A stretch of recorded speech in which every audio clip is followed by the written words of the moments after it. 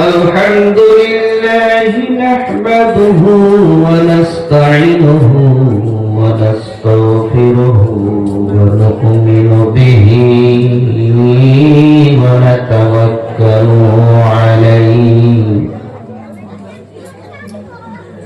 ونعوذ بالله من شرور أنفسنا ومن سيئات أعمالنا من يهده الله فلا مضل له ومن يضلله فلا هادي له ونشهد أن لا إله إلا الله وحده لا شريك له ونشهد أن سيدنا ومولانا محمدا عبد الله ورسوله قال الله تبارك وتعالى في كلامه المجيد أعوذ بالله من الشيطان الرجيم كراما كاتبين يعلمون ما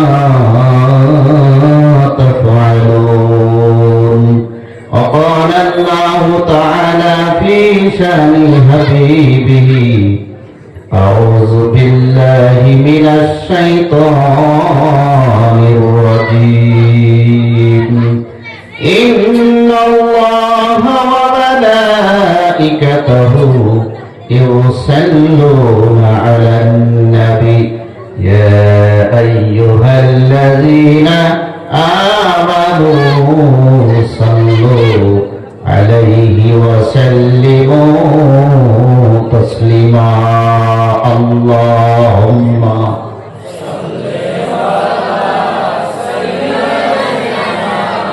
مولانا محمد وعلى آله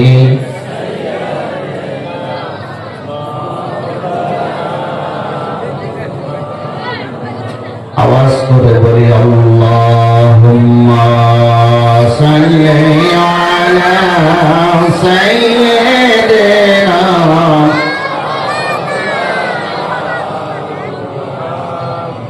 وعلى آل سيدنا مولانا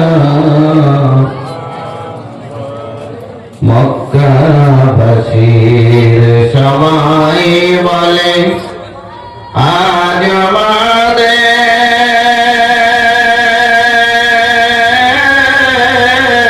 আমাদের খুশির দিন এই ধরাতে তশরীফ আনলেন রহমাতাল লিল আলামিন আল্লাহুম্মা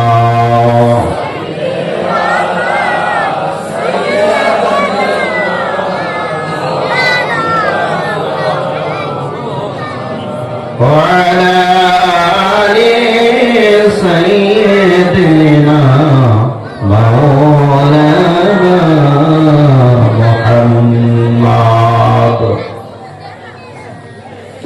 আজকে সবার মহামান্য সভাপতি সাহেব উলামায়ে হযরত সামনে বসা সকল বাবার বয়সের মুরব্বী সকল যুবক বন্ধুগণ স্কুল কলেজের ছাত্র ভাইরা পর্দার আড়ালে বসে থাকা সরলা সহজ অতি সম্মানিতা মা ভগ্নী সকল আমরা সকলেই আল্লাহ পাকের দরবারে আওয়াজ করে শুকরিয়া জানাই আলহামদুলিল্লাহ।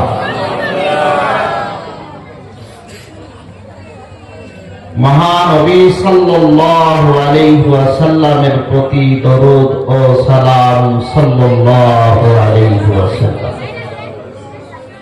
শ্রদ্ধাভাজন বন্ধুগণ, এখানে আমি যদিও থাকতে পারি নাই, কিন্তু আমি ওয়াজ শুনছি এবং পরিস্থিতি খুব পর্যবেক্ষণ করছি। আপনাদেরকে সাক্ষী রাখে আমি মা বোনদের ব্যাপারে কিছু হাদিস কোরআন থেকে আমার বিবেক বুদ্ধি দিয়ে যতখানি সম্ভব কিছু কথা বলার চেষ্টা করব ইনশাআল্লাহ। আপনারা একটু সময় দিবেন?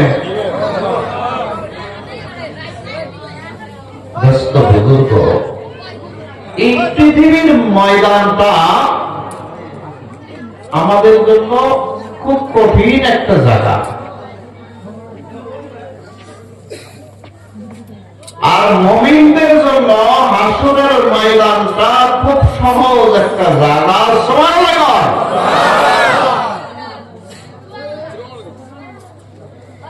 আমার নবী রাসূলুল্লাহ সাল্লাল্লাহু আলাইহি ওয়াসাল্লাম বলেন, যারা আমার উত্তরসূরি, যারা আমাকে প্রেম করে ভালোবাসে, যারা আমার নীতি আদর্শ গ্রহণ করিবে বন্ধু, আল্লাহর নবী বলেন ওরা হাসরের ময়দানে সরাসরি আল্লাহর জান্নাতে চলে যাবে।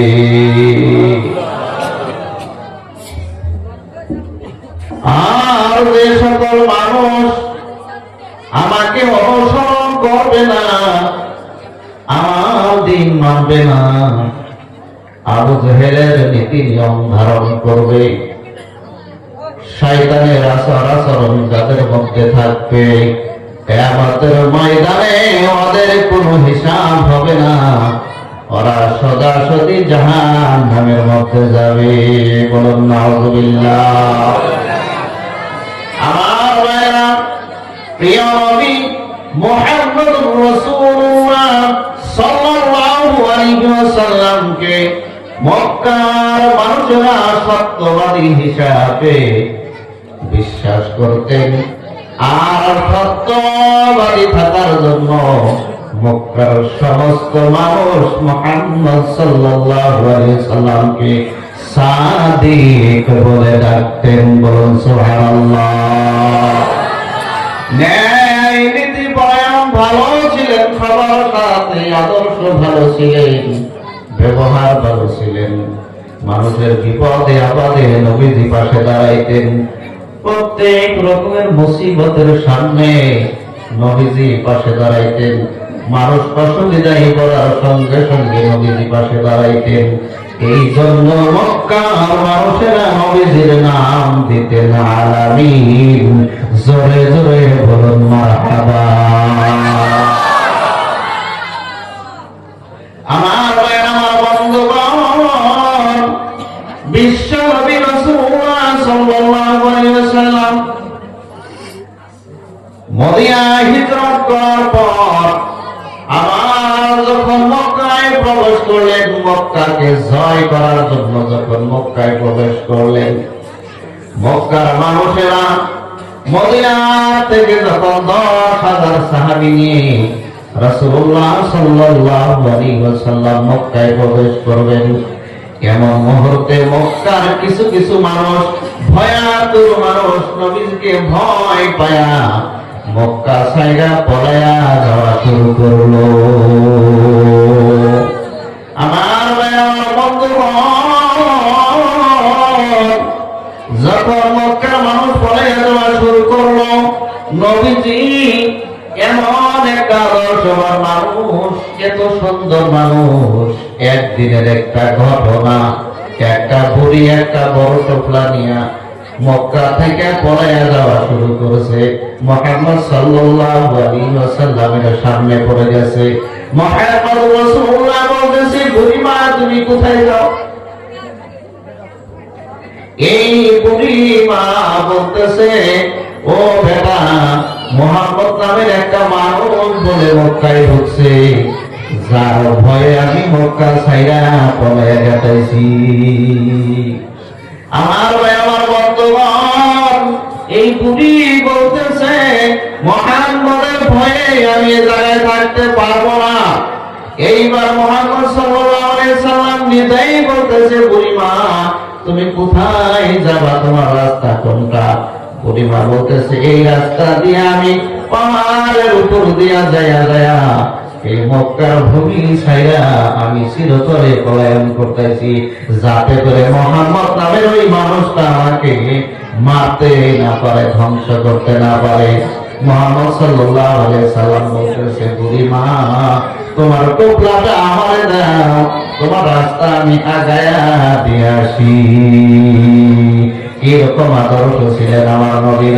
আমার ভাইরা নবী টোপলা হাতে দিলেন আর বললেন বুড়িমা তুমি টোপলা নিতে পারবে না, তুমি আগে আগে যাও, কোন রাস্তা দিয়ে তুমি যাবা আমি মুহাম্মদ সেই রাস্তায় আগ বাড়াইয়া দিব। নবীজি নিজের পরিচয় দিলেন না, টোপলাটা মাথার মধ্যে নিয়া বুড়ির পিছনে পিছনে যায় শেষ প্রান্ত যখন পাইলেন বুড়ি বলতেছে বাবা গো তুমি আমার টোপলা দাও, এখন আমি আমার গন্তব্যস্থান পাইছি। নবীজি টোপলাটা বুড়িমাকে দিয়ে দিলেন। এইবার বুড়িমা বলতেছে বাবা রে তুমি কেমন মায়ের সন্তান, তুমি কে গো? মক্কার এত সুন্দর মানুষ আমি তো আগে কোনোদিন দেখি নাই। বললেন বুড়িমা যার ভয়ে তুমি মক্কা থেকে পলায়া যাইতেছো আমি সেই মুহাম্মদ রাসূলুল্লাহ সাল্লাল্লাহু আলাইহি ওয়াসাল্লাম। বলেন সুবহানাল্লাহ। আমার বন্ধুগণ এইবার বুড়ি বলতেছে না আমার পরে যাওয়ার কোন দরকার নাই, দরকার নাই। যে মানুষটা এত সুন্দর ব্যবহার, যে মানুষটার এত সুন্দর চরিত্র, যে মানুষটার এত ভালো গুণের অধিকারী, যে মানুষটা আমার টোপলা নিয়া এক দেশ থেকে পাহাড়ের উপর দিয়ে হাইটা হাইটা অন্য জায়গায় নিয়ে দিতে পারে, ওই মানুষটা কোনোদিন মানুষ খুন করতে পারে না। তুমি আমারে পড়াইয়া দাও না ইলাহা ইল্লাল্লাহু মুহাম্মাদুর রাসূলুল্লাহ সাল্লাল্লাহু আলাইহি ওয়াসাল্লাম। খারাপ লাগছে না বলে? এই ছিল বিশ্বনবী মুহাম্মদ সাল্লাল্লাহু আলাইহি ওয়াসাল্লামের আদর্শ। আমরা নবীজির আদর্শ আমাদের জীবন আমরা গড়তে চাই কি চাই না? আমরা নবীজির আদর্শ নিয়ে আমাদের জীবন গড়তে চাই। আমার ভাই আমার বন্ধুগণ আজকে প্রত্যেকটা বাড়িতে আপনি ঢুকে দেখেন, আপনার বাড়িতে আপনি হিসাব লাগাইয়া দেখেন নবীজির আদর্শ নাই। স্বামী স্ত্রী সংসার করতেছে, সকালবেলা একবার বাজে, বাটিবেলা একবার বাজে, তর্ক লাগে কি লাগে না? আমার ভাইরা মুহাম্মদ রাসূলুল্লাহ সাল্লাল্লাহু আলাইহি সাল্লামের জিন্দেগিতে এমন একটা দিন পাওয়ার কোনো উদাহরণ নাই স্বামী স্ত্রীর মধ্যে ঝগড়া লাগা আসা ব্যবহার এতটা খারাপ হয়ে গেছে যে মারামারি করছে, এমন কোন ইতিহাস নবীজির জীবনের মধ্যে নাই। আমার মায়েরা যদি আমরা রাসূলের আদর্শ নিতে চাই, যদি আমরা হুজুর সাল্লাল্লাহু আলাইহি সাল্লামের আদর্শ নিতে চাই, বদরে মারব কথা কম, বদরে মারব। আমরা যদি রাসূলের আদর্শ নিতে চাই, বউ পিটানো যাবে না, হা পিটানো যাবে, আবার কেন যাবে না? রাসূলুল্লাহ বলেন তোমার বাড়িতে একটা আদবের লাঠি রাখো, ওই আদবের লাঠিটা এই জন্যই রাখা লাগবো, তোমার বউ যদি নামাজ না পড়ে, তোমার বউ যদি কোরআন তেলাওয়াত না করে, তোমার বউ যদি দিনদার না হয়, তোমার বউ যদি তোমার বাবা মায়ের খেদমত না করে, তাহলে ওকে শারীরিক ভাবে শাসন করো, এমন ভাবে শাসন করো যেভাবে আমি রাসূল বলে দেই। সুবহানাল্লাহ বলেন। বউ মারলে সওয়াব পাবো না? পেট লাগছে না? পেট লাগছে? মোবাইল সব করবো কোন সময়?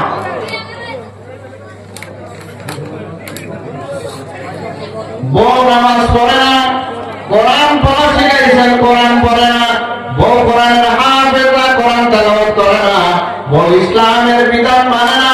বউ আপনাদের দিয়া বাজার যায়,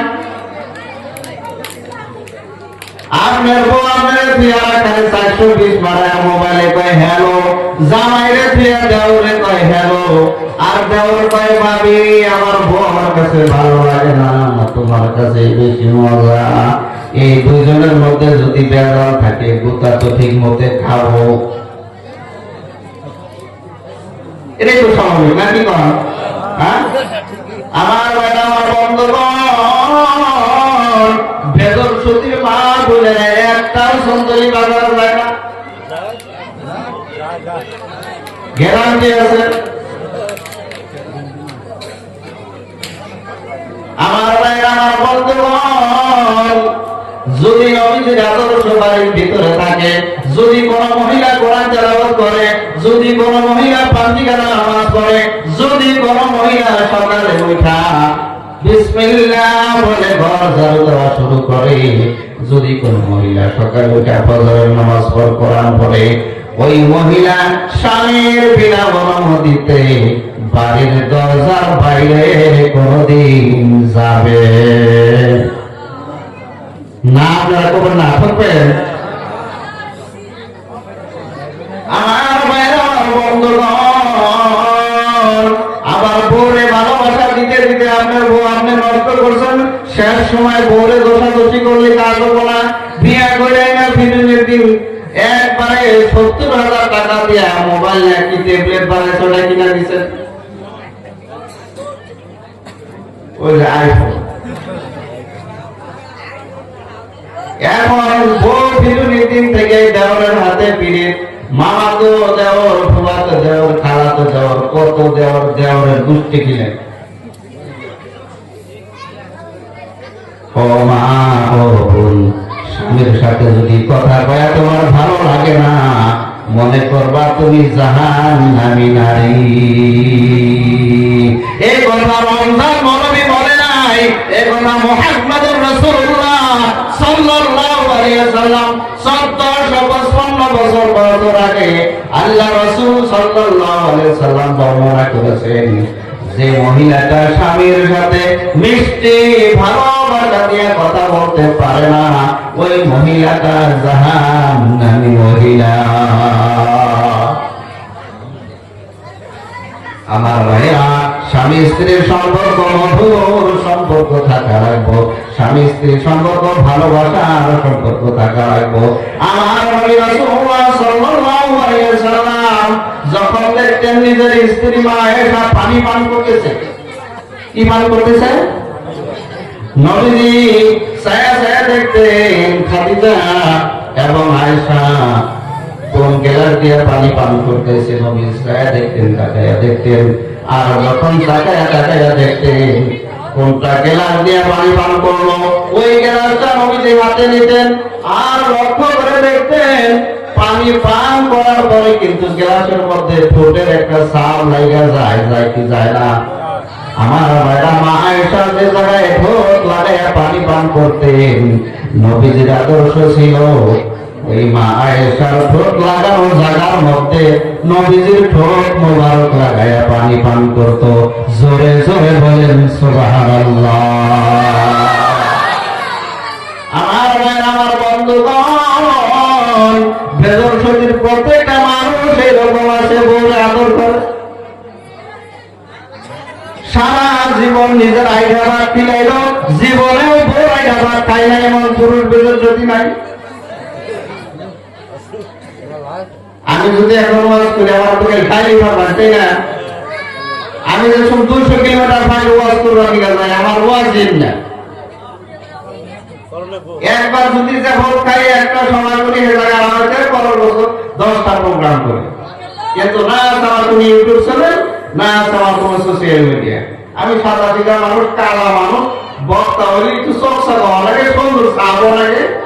হ্যাঁ, আমার দেখা আড়ি তলে দাঁড়িয়ে দেখা ব্যাখ্যানি না নাই করলাম। এরকম মানুষকে মোবাইলে উৎপন্ন করে কম আল্লাহ তাআলার শুকরিয়া এলেম আছে যার মান আছে তার ঠিক না নাই রমজান মৌলবীরে কেউ চিনত না সামান্য চিনে কিসের জন্য আল্লাহর কালাম একটু জানি বিলে তাই না হ্যাঁ এরকম পৃথিবীর প্রত্যেক আলেমরে মানুষ ইজ্জত করে একটা কারণে তার নাম রে তার মর্যাদা দেয় না মর্যাদা দেয় পৃথিবীর মানুষ তার কোরআনকে বলে সুবহানাল্লাহ দোস্ত বুজুর্গ আমার ভাইরা আমার বন্ধুগণ কথা ছিল মা আয়েশা ভিতরে ঠোঁট লাগাইয়া পানি পান করতে